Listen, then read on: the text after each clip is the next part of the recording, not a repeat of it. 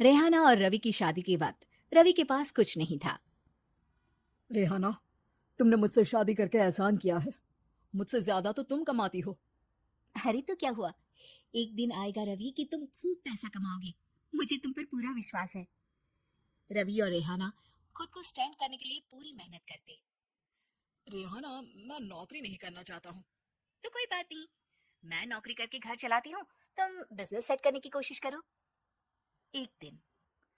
रेहाना, तुम जानती हो, मैंने जो विज्ञापन बनाने वाली कंपनी खोली थी ना, उसे बड़ी ब्रांड का ऑफर आया है। अब हम लोगों के दिन ब्यारे न्यारे हो गए हैं। मैं जानती थी रवि कि एक दिन तुम सेटल हो जाओगे। रवि का काम अच्छा चल जाता है। एक दिन वो रेहाना से कहता है, रेहाना, अब हम लोगों का बच्चा भी हो गया है। बहुत छोटा है वो। उसका ख्याल कैसे रखेंगे हम? कैसे क्या, मैं गांव से माँ को लेकर आ जाती हूँ। नौकरी से हाफ डे ले लिया करूंगी। अभी तो वो छोटा है, स्कूल जाने तक मैं मैनेज कर लूंगी। देखो रेहाना, मैं अब अच्छा कमा रहा हूँ। तुमको नौकरी करके परेशान होने की कोई जरूरत नहीं है।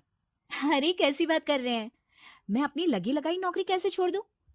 और मैंने तो सुना है हम लोगों को कुछ ही महीनों में सरकारी नौकरी मिल जाएगी। सरकारी नौकरी में कितना कमा लोगी? उतने में तो मैं ड्राइवर रख लूंगा। रेहाना को रवि की बात का थोड़ा बुरा तो लगता है। कम से कम मेरी नौकरी की इतनी बेइज्जती मत करो। भूल गए, इसी नौकरी की बदौलत तुमने अपना बिजनेस खड़ा किया है। अरे वो तो मैं किसी के भरोसे भी कर लेता। देखो, अपने बच्चे को संभालो, घर का काम करो। अब बाहर जाती तुम अच्छी नहीं लगती हो। रेहाना रवि के कहने पर नौकरी तो छोड़ देती है, लेकिन अब बड़े से घर में उसकी कीमत किसी नौकर से कम नहीं होती। एक दिन रवि का दोस्त आता है। भाभी, हम लोग तो आपको तब से जानते हैं जब से आप लोग शादी होकर इस शहर में आए थे। आपकी बदौलत ही सारा बिजनेस खड़ा हुआ है। ये किस्मत तो आप ही की है भाभी। हाँ हाँ भाई, हमारी मेहनत तो कुछ है ही नहीं।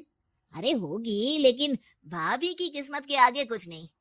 दोस्त वहां से चला जाता है, लेकिन रवि का गुस्सा सातवें आसमान में होता है। देखा कैसे बोल रहा था? अरे बिल्कुल अच्छा आदमी नहीं है ये। कैसी बात कर रहे हैं आप? प्रशांत भैया तो बहुत अच्छे इंसान है रवि। कैसे उन्होंने हमारे मुश्किल वक्त में हमारा साथ दिया था। अरे था पैसा तो साथ दिया, नहीं तो कौन पूछता है? रवि का व्यवहार पैसा आते ही अलग हो गया। वो बंदे को बंदा नहीं समझता। घमंड से घिरे रवि ने तो एक दिन हद ही कर दी। रेहाना, मैं अब तुम्हारे साथ नहीं रह सकता हूँ। क्या? क्या बकवास कर रहे हो रवि? क्या कहना चाहते हो? और क्यों नहीं रह सकते तुम मेरे साथ? देखो, मुझे कोई और पसंद है, और उसने साथ रहने पर बस यही शर्त रखी है कि मुझे तुम्हें तलाक देना होगा। रेहाना, जो कि एक स्वावलंबी महिला थी, उसने बिना देर किए रवि को कह दिया, कोई इश्यू नहीं, मुझे पैकिंग में 4 दिन का वक्त लगेगा, लेकिन तब तक मैं तुम्हारे साथ नहीं रहूंगी। 4 दिन के लिए तुम कहीं और शिफ्ट हो जाओ, मैं घर से निकलूंगी तो बता दूंगी। रवि घर छोड़कर चला जाता है। रेहाना को दुख होता है, वो रोती है, लेकिन व्यवहार से स्ट्रांग रेहाना को पति के वापस आने का और उसे सबक सिखाने का पूरा भरोसा था। फिर एक दिन, अरे शुशिका, कब शादी करोगे तुम मुझसे? यार मैंने तो सोचा था तुम शादी से पहले मुझे विदेश लेकर जाओगी, महंगी कार दिलाओगे। अरे सब दिला दूंगा, लेकिन पहले मुझसे शादी तो कर लो। हाँ हाँ, क्यों नहीं। मैं कुछ दिनों के लिए अपने मम्मी पापा के पास जा रही हूँ और लोगों से अपनी शादी की बात करूंगी। अरे शुशिका, कैसे रहूंगा मैं तुम्हारे बिना? अब तो शादी होने वाली है हम लोगों की। शुशिका रवि को छोड़कर चली जाती है। रवि घर आता है, जहाँ रेहाना को ना पाकर उसे सब अजीब लगता है। घर तो रेहाना के बिना कुछ नहीं है। बच्चे की याद भी आ रही है। चलो एक वीडियो कॉल कर लेता हूँ। रवि रेहाना को वीडियो कॉल करता है, लेकिन रेहाना फोन नहीं उठाती। रात को सोते वक्त, मन कर रहा है मुन्ने को गले लगा लूं। चलो कोई ना, शुशिका से शादी के बाद मेरे और भी बच्चे होंगे। अगले दिन रवि ऑफिस जाता है, जहाँ टीना खड़ी होती है। सर, आपने अपने नए ऐड के लिए मॉडल की रिक्वायरमेंट डाली थी ना, मैं उसी के लिए आई हूँ। रवि टीना को देखकर खुश हो जाता है। अब शादी हो गई है तुम्हारी? नहीं सर, बस अच्छा सा हैंडसम और अमीर लड़का देख रहे हैं मेरे मम्मी पापा। रवि के दिमाग से तो टीना को देखकर शुशिका का ख्याल भी खत्म हो जाता है। अरे यार, ये लड़की मिल जाए, कितनी सुंदर है। शुशिका तो इसके आगे कुछ नहीं है। आ, अब क्या तुम्हें ऐसा नहीं लगता कि मुझसे मिलकर तुम्हारी ये खोज खत्म हो गई है? आप ना, आप तो 2 बच्चों के पापा लग रहे हैं। अरे नहीं नहीं, मेरी शादी तो हुई थी, लेकिन बीवी को किसी और से प्यार था, मुझे छोड़कर चली गई। खैर, टीना की दोस्ती रवि से हो जाती है, लेकिन 1 महीने बाद शुशिका रवि के पास वापस आती है।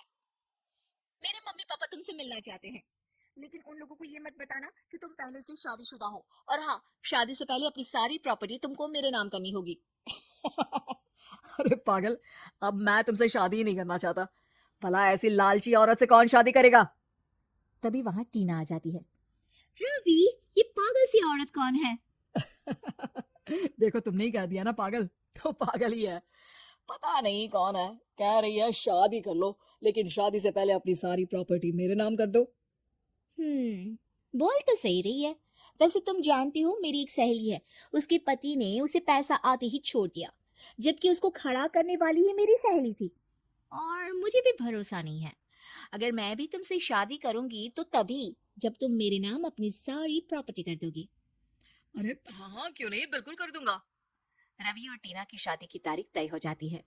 वो अपनी सारी प्रॉपर्टी के कागज लेकर शादी वाली जगह पर पहुंचता है, लेकिन वहां टीना आती नहीं। रवि टीना को मैसेज करता है, कहाँ हो? सॉरी, मैं तुमसे शादी नहीं कर सकती, मुझे तुमसे भी ज्यादा पैसे वाला मिल गया। रवि को गुस्सा आ जाता है। वो गुस्से से सारा डेकोरेशन तोड़ रहा होता है कि वहां रेहाना आ जाती है। सर, क्या हो गया? क्या डेकोरेशन पसंद नहीं आई आपको? अ, तुम यहाँ क्या कर रही हो? मैं यहाँ की डेकोरेटर हूँ। क्या आपको पसंद नहीं आई यहाँ की सजावट? रवि दौड़कर रेहाना के गले लग जाता है। मुझे माफ कर दो रेहाना।